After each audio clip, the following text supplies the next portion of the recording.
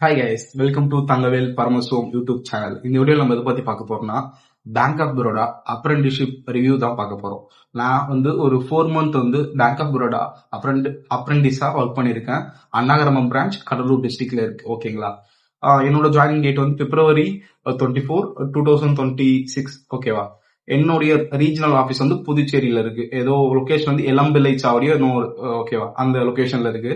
அந்த ப்ராசஸ் பத்தி நான் சொல்றேன். என்னோட எக்ஸ்பீரியன்ஸ் எப்படி இருக்கு. இப்போ மோஸ்ட்லி எல்லா சென்ட்ரல் கவர்மெண்ட் பேங்க்ஸுமே அப்ரெண்டிஷிப் நோட்டிபிகேஷன் விட ஆரம்பிச்சிட்டாங்க.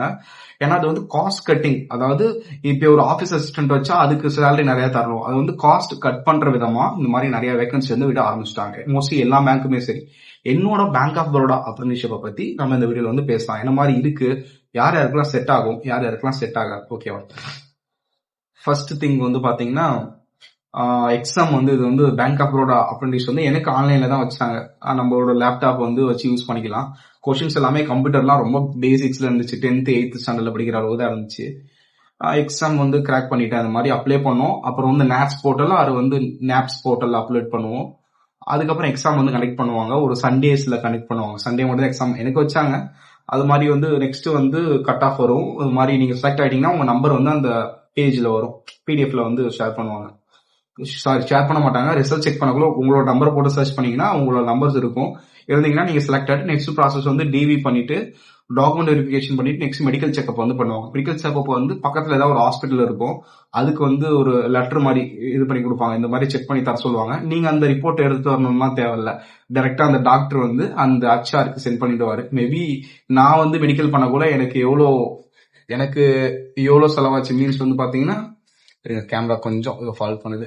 நான் மெடிக்கல் இதுக்கு போகக்குள்ள எனக்கு 1100 ரூபாய் ஆச்சு. புதுச்சேரியில ஏதோ ஒரு ஹாஸ்பிட்டல் ஃபேமஸ், ஈஸ்ட் கோஸ்டல் ஹாஸ்பிட்டல்னு சொல்லிட்டு. ஆனா அது என்னுடைய ரீஜனல் ஆஃபீஸ்ல ஒரு 2 கிலோமீட்டர்ஸ் டிஸ்டன்ஸ் இருக்கலாம்னு நினைக்கிறேன். பஸ் பூச்சி தான் போனோம். ஒரு 10 ரூபா செலவாச்சு. அங்க இருந்துச்சு. அங்க ஓகே, மெடிக்கல் ஒன்றும் பெருசாலாம் செக் பண்ண மாட்டாங்க அப்ரெண்டிஸ்க்கு. ஆனா அது பாத்தீங்கன்னா 2-3 டெஸ்ட் எடுத்தாங்க. ஸ்கேன் பண்ணாங்க. நெக்ஸ்ட் 2-3 டெஸ்ட் எல்லாம் பண்ணி பார்த்தாங்க. அவ்வளவுதான். அது ஒரு சிம்பிள் ப்ராசஸ் தான். நெக்ஸ்ட் டிவி எல்லாமே இந்த கேரக்டர் சர்டிபிகேட் 2 பேர்ட்ட கேட்டிருப்பாங்க. கவர்மெண்ட் ஆஃபீஸர் இல்ல ஜிஹெச் டாக்டர் கிட்ட போனீங்கன்னா அவங்க கொடுத்துருவாங்க. அப்புறம் எல்லாமே ஒரிஜினல் டாக்குமெண்ட்ஸ் அந்த மாதிரி தான் இருக்கும். ஃபார்மட் ரொம்ப சிம்பிளான ஃபார்மட் தான். ஒன்றும் ரொம்ப கஷ்டம் இல்ல. அப்புறம் ஹெச்ஆர் அப்பாயின்மெண்ட் லெட்டர் மாதிரி தருவாரு. அது ஒரு 11 மாசம் தான். ஐ திங்க் 12 மாசம் 15,000 மாசம் ஸ்டைஃபண்ட் வரும். ஒர்க் டைமிங்னு பாத்தீங்கன்னா ஒரு 10 to 5 or 5:40 வரைக்கும் ஒர்க் பண்ணலாம். ஓகேவா? அது டிபெண்ட் அப்பான் நீங்க எந்த பிரான்ச்ல சேர்றீங்க, அந்த மேனேஜர் எப்படி இருக்காருன்றதை பொறுத்து தான். என் மேனேஜர் ஸ்டார்டிங் ஒரு 9:45 இருந்து 5:45 வரைக்கும் இருக்கும்னு சொன்னாரு. நான் வழக்கமா 10 மணிக்கு தான் போவேன். சம்டைம்ஸ் அடிக்கடி 10:10 போவேன். அது ஓகே. அவர் கொஞ்சம் ஃப்ரெண்ட்லி டைப்ன்றதுனால விட்டுட்டாரு. சில மேனேஜர்ஸ் கொஞ்சம் ரகடாவும் இருக்கலாம். நான் சாயங்காலம் ஒரு 5 மணிக்கு மேல கேட்பேன். இல்ல ஒரு 5:15, 5:45. சில டைம்ஸ் ஏதாவது ஒரு ஒர்க் இருக்கு, இல்ல ஜுவல் இன்ஸ்பெக்ஷன் பண்றாங்கன்னா சும்மா இருப்பேன். இல்லைன்னா கேஷ் ஃபில் பண்றாங்க, அதாவது ஏடிஎம் மிஷின்ல கேஷ் ஃபில் பண்றாங்கன்னா சில டைம் 5:30 மணிக்கு மேல ஃபில் பண்ணுவாங்க. அப்போ வரைக்கும் இருக்க சொல்லுவாங்க. மோஸ்ட்லி நான் 5 to 5:50, நான் மேக்ஸிமம் 5:30 அதுக்குள்ள பிரான்ச் விட்டு கிளம்பிடுவேன். அதுக்கு மேல இருக்கவே மாட்டேன். என்ன சொன்னாலும் ஏதாவது சொல்லி கேட்டுருவேன். அதான் நம்ம ரிக்வஸ்ட் பண்ணி கேட்டா விட்டுருவாரு. மேனேஜர் எல்லாமே கைண்ட்லி, அதாவது ஃப்ரெண்ட்லி டைப் தான். அவர் ஆந்திரா நினைக்கிறேன். I think Telangana Andhra. ஓகேவா? மேனேஜர் எல்லாம் ஃப்ரெண்ட்லி டைப் தான். ஃபர்ஸ்ட் டே பத்தி பார்ப்போம். ஃபர்ஸ்ட் டே என்னன்னா, அப்பாயின்மெண்ட் ஆர்டர் கொடுப்பாங்க. அடுத்த நாளே போய் ஜாயின் பண்ணணும். ஜாயின் பண்ணீங்கன்னா அந்த 7 வீக் 7 நாள் ட்ரைனிங் சொல்லியிருப்பாங்க. அந்த ட்ரைனிங் ஆன்லைன்ல தான் வைப்பாங்க. அது ஆர்ஓல இருந்து 7 நாள் ட்ரைனிங் பண்ணுவாங்க. அதாவது காலையில நீங்க பேங்க்ல ஒர்க் பண்ணுவீங்க. ஈவினிங் பேங்க்ல இருக்குள்ள அந்த 3 மணிக்கு மேல அந்த ஆன்லைன் ட்ரைனிங் 7 நாளுக்கு கொடுப்பாங்க. ஓகே, அதுதான். ஸ்டைஃபன் மாசம் போல தான் கட்டுவாங்க. இப்போ ஃபர்ஸ்ட் டே பார்ப்போம். ஃபர்ஸ்ட் டே போனா அப்பாயின்மெண்ட் ஆர்டர் கொடுத்தேன். அவங்க ஓகேன்னு சொல்லிட்டு வாங்கி வச்சுட்டு சும்மா அந்த ஃபைல் எல்லாம் எடுத்து வைக்க சொன்னார். அவ்வளவுதான். அப்புறம் சும்மா ஃபார்ம் ஃபில் பண்ணி தர்றது. அங்க இருக்க அந்த KYC update form, phone number update form, and account deactivate பண்றது, ஆக்டிவேட் பண்றது, ஏடிஎம் கார்டு அப்ளை பண்றது, அந்த மாதிரி சின்ன சின்ன டாஸ்க் தருவாங்க. சில பிரான்ச்சஸ்ல சிபில் ஸ்கோர் செக் பண்றதுக்கு கம்ப்யூட்டர் தந்ததா நான் கேள்விப்பட்டிருக்கேன். கம்ப்யூட்டர் ஒர்க் அவங்க பண்ணாங்கன்னு சொல்லிட்டு. மற்றபடி நமக்கு எந்த வித ஐடி பாஸ்வேர்டு எந்த விதமான எதுவுமே கேட்காது. நீங்க எல்லாம் பண்றதுமே அவங்களுக்கு தான் இந்த கிரெடிட் போய் சேரும். உங்க பேர்ல உங்க நேம்ல நீங்க பண்ண மாட்டீங்க. எதுவுமே உங்களுக்கான கிரெடிட்ஸ் கிடையாது. அதனால நான் கொஞ்சம் ஸ்லோவா தான் பண்ணுவேன். அக்கௌண்ட் ஓப்பனிங்லாம் கொடுப்பாங்க, அவங்க ஐடியில தான் பண்ணணும். நமக்கு எந்த பெனிஃபிட்ஸும் இல்ல. சும்மா பண்றேன், நானும் பண்றேன்ற பேருக்கு பண்ணிட்டு இருக்கான். ஓரளவுக்கு கரெக்டா பண்ணுன்னு வச்சுக்கோங்களேன். Account opening current account, saving account, அப்புறம் வந்து கரண்ட் சேவிங்ஸ், அப்புறம் குழு account, self help group account எல்லாமே நம்ம தான் பண்ற மாதிரி இருக்கும். செல்ஃப் ஹெல்ப் குரூப் பண்றதா கொஞ்சம் தலைவலின்னு வச்சுக்கோங்க. பெரிய ஸ்டெப்ஸ் இருக்கும். கஸ்டமர் கிட்ட ஆதார் கார்டுல போன் நம்பர் லிங்க்ல இருக்காது. இதெல்லாம் அந்த கஸ்டமருக்கும் சொன்னாலும் புரியாது.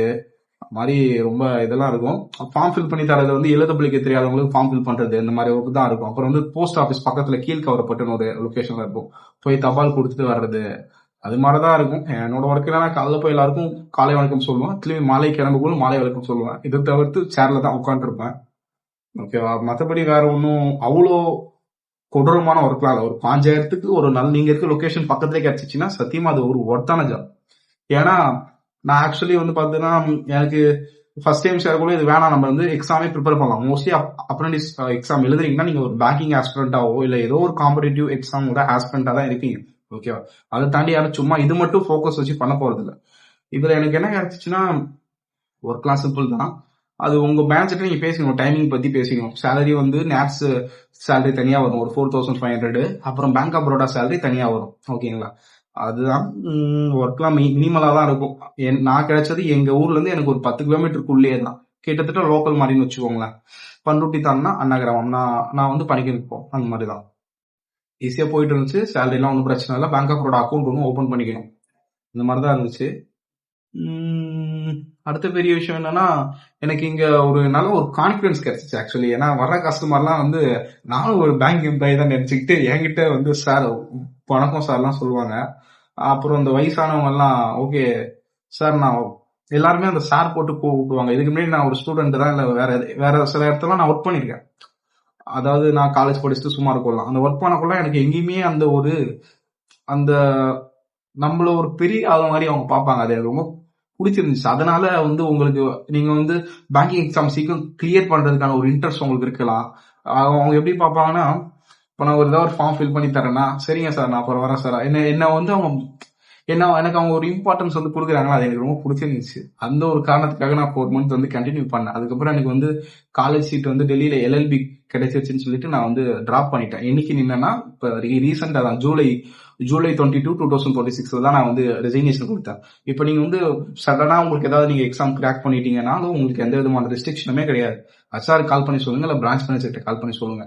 இதுதான் எம்ப்ளாயி ஸ்ட்ரக்சர். எப்படி இருக்கும்னா ஆஃபீஸ் அசிஸ்டன்ட் இருப்பாங்க, அது கீழே கிளர்க் 2 பேர் இருப்பாங்க, அதுக்கு மேல ஸ்கேல் 1 ஆஃபீஸ் ஏதோ ஒன்று சொல்லுவாங்க, அதாவது ஆபீசர்னு சொல்லுவாங்க, அதுக்கப்புறம் BM இருப்பார். இதுதான் நான் போன பிரான்ச் ஒரு சின்ன பிரான்ச் தான். இதே நீங்க பெரிய பிரான்ச் எல்லாம் போனீங்கன்னா மேபி ஒர்க் அதிகமா இருக்கலாம். நான் போனது ஒரு 9000 அக்கௌண்ட்குள்ள இருக்க பிரான்ச் தான். சோ அதனால வந்து எனக்கு அவ்வளோ பெரிய வேலைகள் எதுவுமே இல்லை. சும்மா போறது, சேர் பிடிச்சி உட்காந்துட்டு அப்படி வருவோம். ஆனா அந்த அயன் பண்ண சட்டை கசங்காம போறது, அங்க போனதுக்கு அப்புறம் அந்த ஃபார்மல்ஸ்க்கு வந்து நான் ஷிஃப்ட் ஆயிட்டேன் ஆக்சுவலி. அதுக்கு முன்னாடி கேஷுவல்ஸ் எல்லாம் போட்டு போனேன். அங்க போயிட்டு அவங்க என்ன ட்ரீட் பண்ற விதத்துல, அந்த கஸ்டமர் என்ன பாக்குற விதத்துல நான் ஃபார்மல்ஸ் அப்படி இந்த கையில இந்த கோல்டன் வாட்ச் அப்படியே சட்டை, அப்படி வெள்ளை சட்டை கசங்காம போவேன். அதெல்லாம் எனக்கு வந்து அந்த டைம்ல நம்மளோட கான்பிடன்ஸ் கண்டிப்பா பூஸ்ட் ஆகும் guys. கண்டிப்பா நீங்க வந்து இது மாதிரி உங்களுக்கு ஒரு ஆப்பர்ச்சுனிட்டி கிடைச்சிருக்கு, நீங்க சேரலாமா வேணாமான்னு என்கிட்ட கேட்டீங்கன்னா அந்த டைம்ல உங்களுக்கு இந்த அப்ரண்டிஸ் ஒரு மாசம் போய் பாருங்களேன். அதாவது நீங்க அப்ரண்டிஸ்ன்னு உங்களுக்கு தெரியும், ஆனா வர்ற கஸ்டமருக்கு நீங்களும் ஒரு ஸ்டாஃப் மாதிரி ட்ரெஸ் பண்ணிட்டு போயிட்டு, எனக்கும் சில டைம்ஸ் கேபின் எல்லாம் கொடுப்பாங்க. ஏதாவது அந்த சீல் குத்துற ஒர்க் எல்லாம் இருக்கும். அதாவது இந்த கோல்டு லோன் வச்ச டாக்குமெண்ட்ல ஸ்டாம்ப் மேல சீல் குத்துறோம், அதுதான் உட்காந்து கேபின்குள்ள உட்காந்து குத்திட்டு இருப்பேன். நமக்கே அந்த ஒரு ஃபீல் இருக்கும். நான் டக்கு நமக்கு நம்ம அப்ரண்டிஸ் இந்த ஃபீலிங்கே இருக்காது, நம்மளும் ஒரு பேங்க் எம்ப்ளாயி மாதிரி தான் இருக்கும். அந்த மாதிரி தான் இருக்கும்.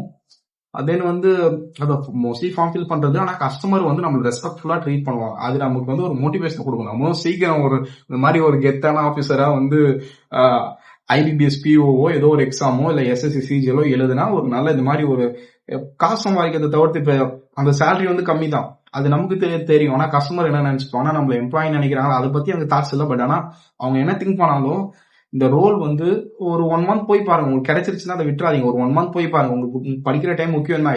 இதுல இருக்கிற இதை வச்சு உங்களுக்கு எந்த எக்ஸாம்லயும் ஒரு கன்சிடரேஷனோ இல்ல ஒரு மார்க்கோ உங்களுக்கு வந்து கொடுக்க போறது இல்லை. இப்போ வந்து நீங்க போலீஸ் சேர்ந்தீங்கன்னா உங்களுக்கு NCCயோ ஏதோ ஒரு இதுல இருந்தீங்கன்னா உங்களுக்கு அந்த ஸ்டார் வந்து கிடைக்கும்னு சொல்லுவாங்க. இது நமக்கு எந்த விதமான யூஸுமே இல்லை.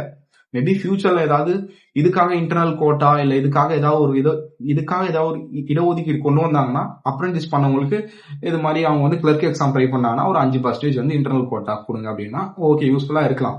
பண்றவங்க பண்ணுங்க, பண்ண வேணான்றவங்க ஜஸ்ட் ஒரு எக்ஸ்பீரியன்ஸ் பண்ணி பாருங்க. கொஞ்சம் நல்லா இருக்கும் ஃபீல் ஆக்சுவலி. சில பிரான்ச்சஸ் எனக்கு தெரியல, வில்லேஜ் பிரான்ச்சஸ் தான் எனக்கு தெரியல. நான் போனது கொஞ்சம் மாடரேட்டான பிரான்ச்சஸ் தான். ரொம்ப இன்டீரியர் வில்லேஜும் கிடையாது, ரொம்ப ரொம்ப ஒரு பெரிய சிட்டியுமே கிடையாது. ஆக்சுவலி எல்லாமே கொஞ்சம் நார்மலா இருக்கும். பண்ணி பாருங்க, ட்ரை பண்ணுங்க. All the best. எல்லாருமே ஒரு நாள் இந்த பேங்க் அப்ரண்டிஸ் பண்ற எல்லாருமே ஒரு நாள் ஏதோ ஒரு காம்படிட்டிவ் எக்ஸாம் கிராக் பண்ணி ஒரு நல்ல ஜாபுக்கு போயிட்டு உட்காருங்க. இதையும் ஒரு மாசம் ட்ரை பண்ணி பாருங்க. ஒரு நல்ல ஃபீல் கிடைக்கும் ஆக்சுவலி. காலைல 10 மணிக்கு ஜம்முன்னு பைக் எடுத்துட்டு போவான், சாயங்காலம் 5 மணிக்கு ஒரு ஸ்கூல் மாதிரி திரும்பி சாப்பாடு எடுத்து போய் சாப்பிடுறது எல்லாமே ஒரு நல்ல ஒரு எக்ஸ்பீரியன்ஸ் தான். Okay, bye bye, thank you.